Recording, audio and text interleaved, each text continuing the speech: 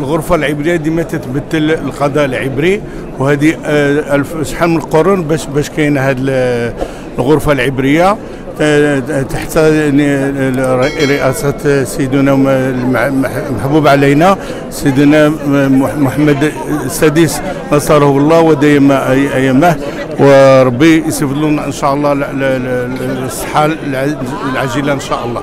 غرفه عبريه هنا في الدار البيضاء، وبالحيث تيكون شي حكم في مدينه اخرى تنتقلوا من تما من هنا لثلاثه ديال القضاة اللي تيمشيو باش يشوفوا الملف اللي كاين تيروجوا في المحكمه او في مراكش او في الرباط او في مكناس او في فاس. ودابا غالبا كلهم الملفات تيروجوا هنا عندنا في الدار البيضاء. الحمد لله كاين واحد ارتباط كبير بزاف، وكاين واحد الانسجام بين القضاة كلهم، ونعملوا لها المجهود ديالنا باش كلهم القضايات اللي عندنا نساليهم في ظرف السنه الحاليه.